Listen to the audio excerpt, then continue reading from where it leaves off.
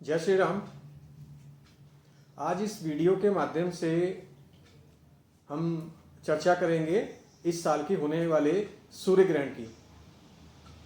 इस साल दो सूर्य ग्रहण घटित हो रहे हैं, एक 21 जून 2020 को और दूसरा 14 दिसंबर 2020 को घटित होगा। 14 दिसंबर 2020 वाला जो ग्रहण है वो भारत में दृश्य नहीं होगा, और जो भी ग्रहण भारत में दृश्य नहीं होता है उसका हमारे लिए कोई मातम नहीं होता है, उसके लिए कोई सावधानी या कुछ भी करने की आवश्यकता नहीं होती। इसलिए हम आज यहाँ पर चर्चा करते हैं 21 जून 2020 के सूर्य ग्रहण की। यहाँ इस ग्रहण के विषय में मैं आपको संपूर्ण जानकारी देने की कोशिश करूँगा। कब ये सूर्य ग्रहण लगेगा, कब से कब तक होगा, कहाँ दिखाई देगा, किस किस देश में दिखाई देगा, किस देश पर इसका क्या प्रभाव होगा, किस राशि पर इसका क्या प्रभाव होगा, क्या करना चाहिए क्या नहीं करना चाहिए ग्रहण काल के दौरान, और कैसे इस ग्रहण काल का हम पूजा पाठ इत्यादि करके लाभ उठा सकते हैं और इसके दुष्प्रभावों को कैसे कम कर सकते हैं, ये सारी जानकारी देने की इस वीडियो के माध्यम से मैं आपको कोशिश करता हूं। तो आइए शुरू करते हैं। ये ग्रहण सूर्य ग्रहण 21 जून 2020 को रविवार वाले दिन घटित होगा। पूरे भारत में यह ग्रहण दिखाई देगा।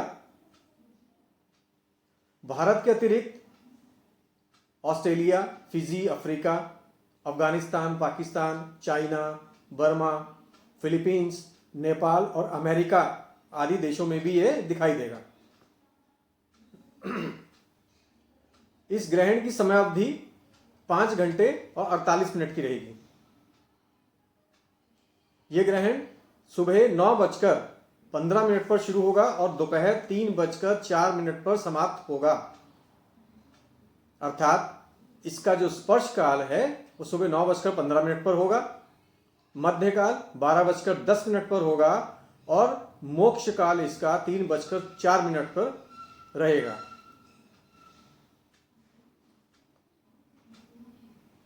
किसी भी ग्रहण का सूतक 12 घंटे पहले शुरू होता है, इसलिए इस ग्रहण का सूतक भी 12 घंटे पहले से शुरू हो जाएगा। अर्थात एक दिन पहले 20 जून की रात को 9:16 से इसका सूतक शुरू होगा, जो अगले दिन दोपहर 3:04 अर्थात ग्रहण के साथ ही समाप्त होगा। देखिए दोस्तों, वैसे तो साइंटिस्टों के हिसाब से, वैज्ञानिकों के हिसाब से यह केवल एक खगोलीय घटना है जिसमें सूर्य और पृथ्वी के बीच में चंद्रमा आ जाता है। सूर्य की रोशनी पृथ्वी के लिए बाधित हो जाती है, जिसको हम ग्रहण कह देते हैं। जितने समय तक बाधित रहती है उतने समय को हम ग्रहण काल बोल देते हैं।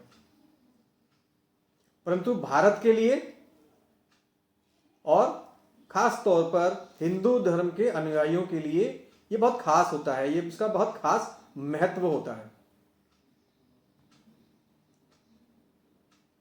इसलिए इसके लिए, इस ग्रहण काल के लिए सारी सावधानियां बरती जाती हैं और बहुत सारे कार्य किए जाते हैं। तो आइए सबसे पहले देखते हैं कि इस ग्रहण का किस पर क्या असर होने जा रहा है। यह ग्रहण मिथुन राशि में मृगशिरा और आद्रा नक्षत्र में घटित होगा, इसलिए इस राशि और नक्षत्र वालों के लिए यह ग्रहण भारी रहने वाला है। इस राशि और नक्षत्र वालों को दान देना और पाठ करना विशेष रूप से फलदायी होगा, इनके कष्टों को कम करेगा। पाठ में आदित्य हृदय स्तोत्र का पाठ या सूर्याष्टक का पाठ या सूर्य के मंत्रों का जाप, इस पाठ को या इस जाप को इन नक्षत्र और इस राशि वाले जातकों को पूरे ग्रहण काल के दौरान करना चाहिए। स्मृति निर्णय एक हमारा काव्य है जिसमें स्पष्ट लिखा है कि सूर्य ग्रहण में सूर्य के जाप और सूर्य ग्रहण की समाप्ति के बाद दान, और चंद्र ग्रहण में चंद्रमा के जाप, राहु के जाप और समाप्ति के बाद दान करने का शुभ फल प्राप्त होते हैं। तो हमें ये दान और जाप अवश्य करने चाहिए। आइए देखते हैं इसका राशियों में किस राशि पर क्या प्रभाव पड़ रहा है। सबसे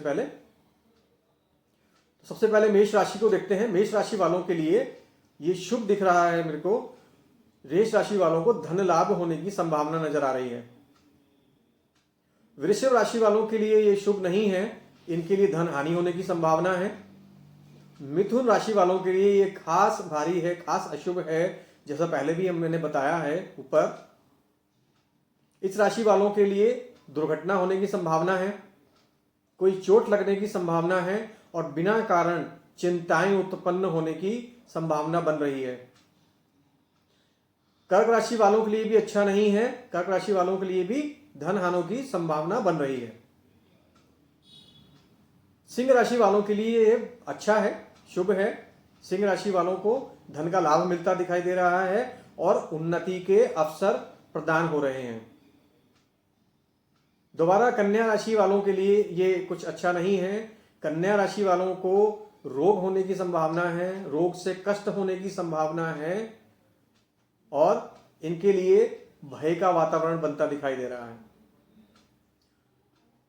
तुला राशि वालों के लिए भी चिंता बन रही है और तुला राशि वालों को चिंता के साथ साथ कष्ट भी कुछ झेलना पड़ सकता है। वृश्चिक राशि वालों के लिए ये मिश्रित प्रभाव लेके आया है। वृश्चिक राशि वालों के लिए शत्रु भय तो बन रहा है, परंतु इसके साथ साथ धन का लाभ भी बन रहा है। धनु राशि वालों के लिए उनके पार्टनर यानी कि पति है तो पत्नी के लिए और पत्नी है तो पति के लिए कष्ट होने की संभावना हो रही है। मकर राशि वालों के लिए भी शुभ नहीं है। मकर राशि वालों को रोग और चिंता होती दिखाई दे रही है। कुंभ राशि वालों के लिए इनका खर्चा बढ़ रहा है और खर्चा बढ़ने के साथ साथ जो भी कार्य ये कर रहे हैं या जो भी इनके कार्य चल रहे हैं उनमें देर होने की संभावना दिखाई पड़ रही है। मीन राशि वालों के लिए थोड़ा शुभ है ये। मीन राशि वालों को का थोड़ा सा धन लाभ होता भी दिख रहा है, परंतु विशेष रूप से इनका कार्य सिद्ध होने की संभावना बन रही है। कोई भी कार्य ये कर रहे हो वो कार्य इनका बन जाए या कोई कार्य करना चाहते हो वो कार्य सिद्ध हो जाए। तो ये राशियों पे अलग अलग राशियों पर इसका ये अलग अलग प्रभाव मैंने बताया आपको। अब सबसे बड़े विषय की बात ये होती है किसी भी सूर्य ग्रहण में कि लोगों को ये चिंता रहती है क्या करें क्या ना करें। इसके लिए अलग अलग विद्वानों से पूछा जाता है, पंडितों से पूछा जाता है।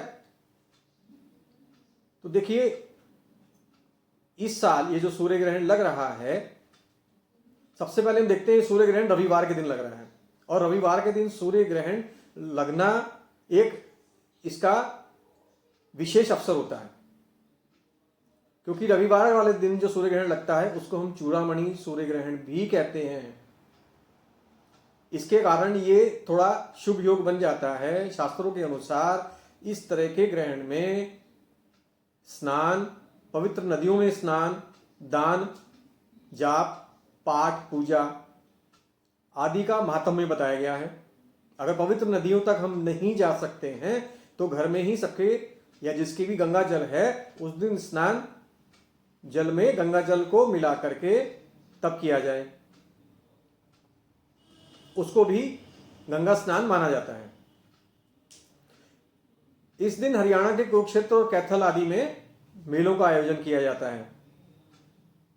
इस दिन स्नान के साथ साथ सूर्य की उपासना की जाती है और सूर्य की उपासना की जानी चाहिए। सूर्य की उपासना में जिसे सूर्य की उपासना करनी है वो आदित्य हृदय स्तोत्र का पाठ कर सकता है, सूर्याष्टक स्तोत्र का पाठ कर सकता है, सूर्य के मंत्रों का जाप कर सकता है, ओम गृणी सूर्याय नमः का जाप कर सकता है। इस दिन पका हुआ भोजन और कटी हुई सब्जी अगर रख दी जाती है तो उसको दूषित माना जाता है, उसको उपयोग में बाद में नहीं लाना चाहिए। इसलिए कोशिश करनी चाहिए कि ये चीजें हम ग्रहण काल के दौरान ना रखें। इसके अलावा तेल है, घी है, दूध, लस्सी, मक्खन, पनीर, अचार आदि ये जो वस्तुएं हैं जो रसोई घर में होती हैं, इसमें कुशा या तुलसी जी का पत्ता अगर हम डाल के रख देते हैं तो उसको दूषित नहीं माना जाता है, वो दूषित नहीं होती है। और जो सूखे खाद्य पदार्थ होते हैं, सूखी सब्जियां होती हैं, सूखे फल होते हैं, सूखा अनाज होता है, उनका दूषित नहीं माना जाता है, तो उसमें हमें कुशा या तुलसी पत्ता रखने की कोई आवश्यकता नहीं होती है। ग्रहण को नंगी आंखों से नहीं देखना चाहिए। अगर ग्रहण को देखने की इच्छा है तो वेल्डिंग वाले जो चश्मे होते हैं उससे देख सकते हैं, या फिर एक्सरे की फिल्म्स होती हैं उससे देखा जा सकता है, या फिर कोई भी काले गहरे रंग की वस्तुएं हैं, काले गहरे रंग के कांच हैं, उससे ही देखना चाहिए, अन्यथा ये आंखों को काफी नुकसान पहुंचाता है। इसमें ग्रहण काल में सूतक से ही और पूरे ग्रहण काल तक मूर्तियों को स्पर्श नहीं किया जाता, उनके दर्शन नहीं किए जाते हैं, ये वर्जित होता है। इसलिए पूजा पाठ हमें अन्यत्र बैठकर, कहीं और बैठकर करते हैं हम लोग। मंदिर में जाकर या अपने घर के मंदिर के कपाट या पर्दे को हम लोग नहीं हटाते हैं, कहीं भी बैठकर हम पूजा पाठ वगैरह हम अपना करते हैं, पूजन करते हैं, जाप करते हैं। ग्रहण काल के दौरान अनावश्यक खाने पीना, सोना, इससे बचना चाहिए, ये वर्जित माना जाता है। हाँ, अगर घर में वृद्ध हैं, रोगी हैं, बच्चे हैं या गर्भवती स्त्रियां हैं, वो खाना खा सकती हैं, दवाई ले सकती हैं, उनके लिए इसका दोष नहीं माना जाता है। गर्भवती स्त्रियों का खास तौर पर ध्यान इस ग्रहण काल के दौरान रखा जाता है और उनको खास तौर पर ध्यान रखना होता है। गर्भवती स्त्रियों को सब्जी काटना और सोने से बचना चाहिए, मुक्त रहना चाहिए इन दोनों कार्यों से।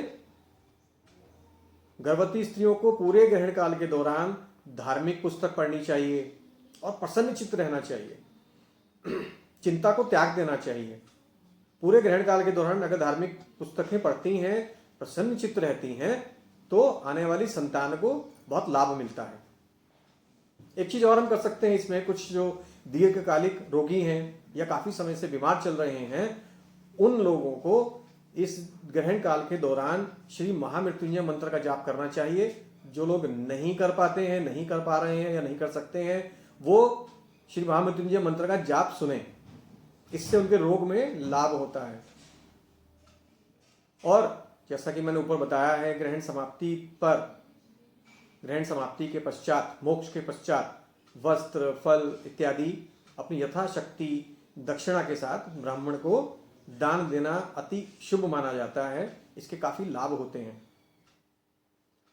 और इसका अगर हम देखते हैं और क्या इसके कुछ और फल क्या हो सकते हैं ग्रहण के, तो आषाढ़ मास में सूर्य ग्रहण लग रहा है। आषाढ़ मास में सूर्य ग्रहण लगने की वजह से नदियों में और तालाबों में जल की कमी हो सकती है। कुछ देशों पर अगर प्रभाव देखें तो अफगानिस्तान, चीन या भारत का कश्मीर और पाकिस्तान इत्यादि जो देश हैं, यहाँ पर राजनीतिक या प्राकृतिक प्रकोप इत्यादि से जनहानि होने की संभावना बन रही है। मृगशिरा और आर्द्रा नक्षत्र में यह ग्रहण घटित हो रहा है। इसके लिए जो वस्त्रों का कारोबार करते हैं, फल का कारोबार करते हैं, पुष्प इत्यादि का व्यापार करते हैं, उन लोगों को भी कष्ट की संभावना बन रही है। तो मित्रों, मैंने संपूर्ण ज्ञान देने की इस सूर्य ग्रहण के विषय में बताने की मैंने पूरी कोशिश की है। उम्मीद करता हूं इस आपको पूरा यहाँ पे ज्ञान मिला होगा। जैसे मैंने उपाय बताए हैं, जो जो नहीं करना है वो ना करें, वो उपाय करें और इस ग्रहण काल के दौरान अपने आप को भी सुरक्षित रखें और इसका लाभ उठाएं। वीडियो अगर और किसी के भी काम की है उसको ज़्यादा से ज़्यादा शेयर करें। अगर आज तक आपने सब्सक्राइब नहीं किया है तो इसको सब्सक्राइब करें। जय श्री राम।